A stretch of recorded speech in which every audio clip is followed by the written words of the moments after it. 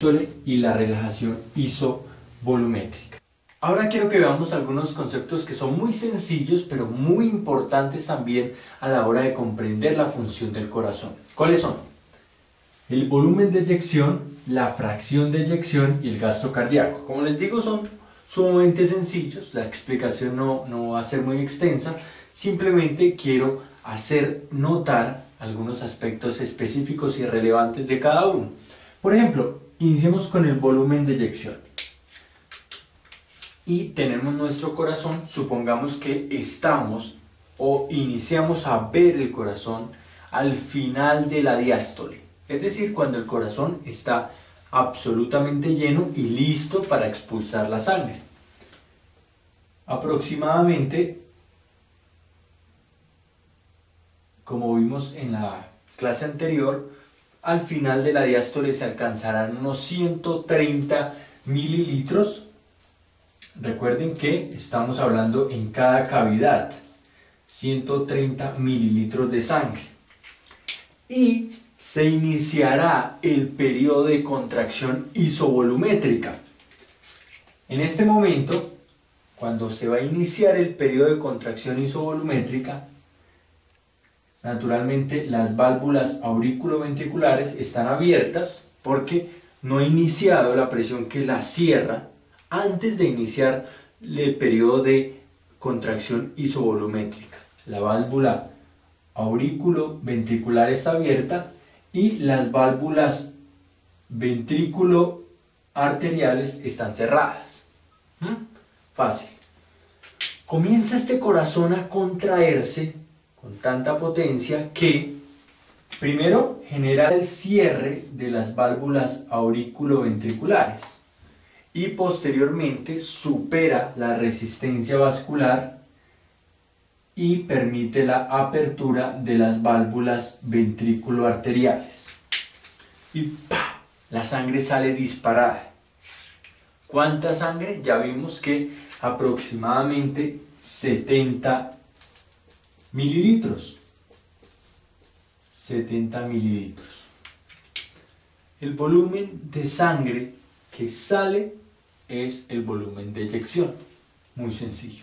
Ya vimos gracias a qué y de qué depende. Más que saber, fíjense en esto, más que saber qué es el volumen de eyección, eso no tiene mayor dificultad. Es un volumen, es una cantidad de sangre que sale durante la sístole, que se eyecta por parte del corazón durante la sístole. Pero más que eso debemos comprender los factores de los cuales depende el volumen de eyección.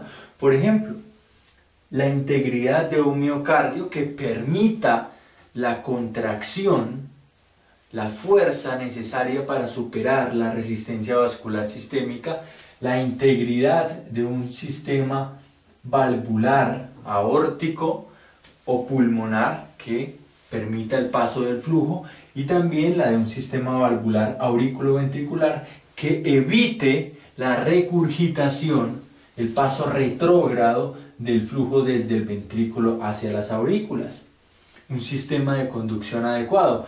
Todo esto debemos comprenderlo y tenerlo en nuestra mente cuando hablamos, bueno, estamos evaluando el volumen de eyección de este paciente. ¿Está normal? Bueno, consideramos que todas estas estructuras y parámetros están normales. No, está anormal.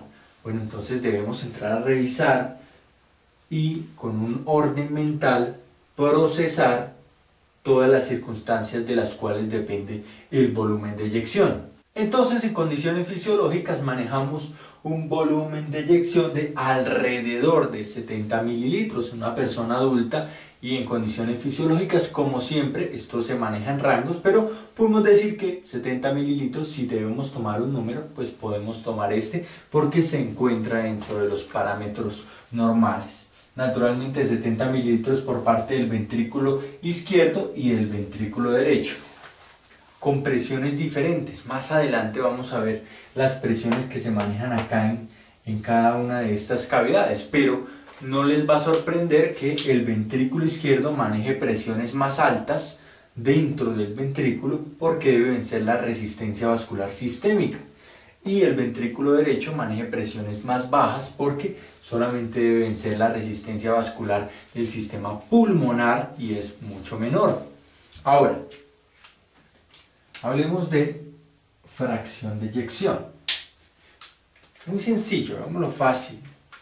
Así parezca muy obvio, la idea es que siempre lo podamos mantener en nuestra mente porque lo comprendemos. ¿Qué es una fracción? Estábamos en el colegio, una fracción. 5 dividido en 10, eso es una fracción, una división, los números fraccionarios. Ahora, ¿fracción de qué? De la eyección. Es decir que vamos a relacionar ¿cuántas variables? 2, no hay de otro. Vamos a relacionar 2 variables y una de ellas es la eyección, es el volumen de eyección. Ok, claro, porque si vamos a relacionar 2 variables y hablamos de la fracción de eyección, una de ellas debe ser el volumen de eyección. Ok, ¿y la otra cuál será? ¿Cuál será la base de ese volumen de eyección? Ojo, ¿cuál es la base? ¿Cuál es el fundamento de ese volumen de eyección? Pues el volumen que tenía para poder eyectar. ¿De qué depende este volumen de eyección? ¿O de dónde proviene mejor este volumen de eyección? Pues de la cantidad que tuve justo antes de la sístole para poder eyectar. Claro, de la cantidad con la que me cargué, es decir, con el volumen al final de la diástole. Al final de la diástole, cuando terminé de cargarme, con ese volumen contaba para poder generar la eyección. Entonces la relación de fracción de eyección debe ser de el volumen de eyección, el cual se soporta o se debe al volumen al final de la diástole. No tenemos que recordarlo, simplemente pensar. Fracción de eyección, ok, es una relación entre 2 variables. ¿Entre cuáles? Una de ellas debe ser volumen de eyección, porque si me están hablando de fracción de eyección, ok. Bueno, ¿y de qué depende o de dónde proviene ese volumen de eyección?